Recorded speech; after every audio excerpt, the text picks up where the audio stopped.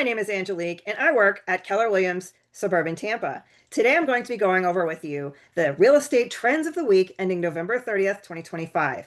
In today's trends of the week, I also write a Substack article that correlates with this, which may be found at powerhouserealtyflorida.substack.com. So over my shoulder is my Substack article, which I'm going to publish tomorrow, which is called The Arbitrage Crisis: Why New Construction is Just Become the Cheapest Real Estate Play in Florida. Now, what do I mean by new construction has become cheaper than buying an existing home? Well, we're going to dive into the total cost of ownership and what this means and why new home ownership might be the play for you. So the critical shift in the total cost of home ownership is that new construction typically carried a significant premium over buying a pre-existing home. According to a landmarkrealtor.com report, the new construction price premium has fallen to a record low.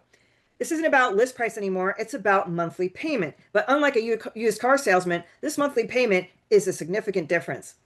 And high cost of ownership state like the state of Florida, unfortunately, for now, the national shift is being multiplied by local crises, specifically with insurance costs and property tax uncertainty. So what is a savvy investor in Florida looking for now? How about builder incentives?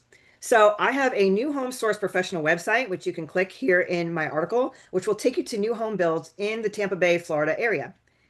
So what are we looking at here in the data? Well, the data shows that there's a 99 basis point divide between existing homes and new builds. What do I mean by that? Well, the average mortgage rate for a new construction is 5.27% over an existing homes at 6.26%. And with an average down payment of 15.7% versus 17.8% for existing homes.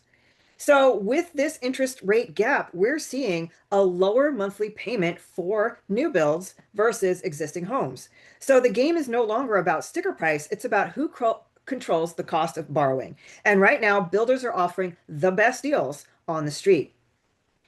So then we talk about what goes into the total cost of ownership. Well, we have to go into insurance. And unfortunately in Florida, homeowners insurance is a big deal.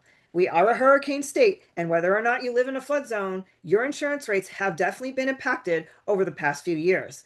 So existing homes, especially coastal condos, face non-renewals and massive premium hikes due to deferred maintenance, older roofs, and a lack of modern hurricane mitigation features. Their total cost of ownership is volatile and unpredictable. Whereas in a new home, it's built to post-Ian and post-Milton hurricane standards for superior wind mitigation credits. And there's a true monthly payment gap. So I included in my Substack article some hurricane mitigation features for roofs that you may want to do in your existing home if you live in Florida to help you make your home more sellable. And also it can reduce your insurance premiums.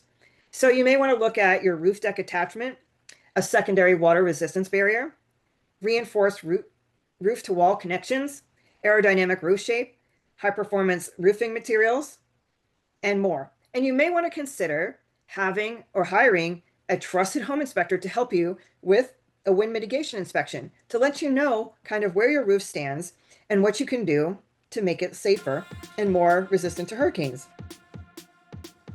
In Florida, Governor DeSantis has lobbied for property tax relief for Floridians. Now, I fully support property tax relief for all Floridians, not just seniors and not just homeowners. I advocate for everyone in Florida. Well, people say, well, where are you going to get the money from? How are you going to make up for that? Well, if taxes are cut, local governments must replace the lost revenue, likely through increased local fees or special assessments.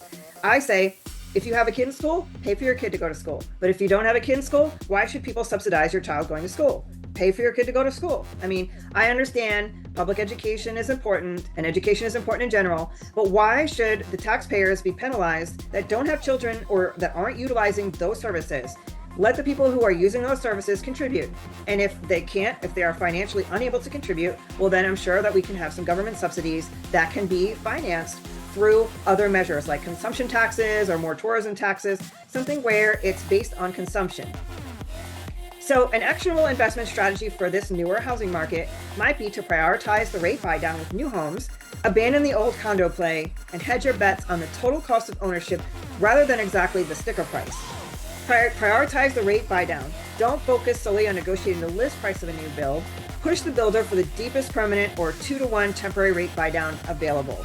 This lowers your cost of capital and your payment far more effectively than a $10,000 price drop.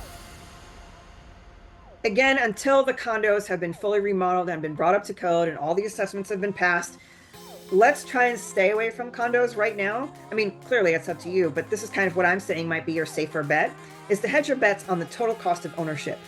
And right now, the current market is rewarding the buyer who optimizes for financing, risk mitigation, and low operating costs. Well, I hope you enjoyed my weekly update for November 30th, 2025. Please subscribe and like this channel, and I hope this helped. And I'd be happy to do, if you live in Florida, a comparative market analysis to see where your home falls amongst others. Until next time,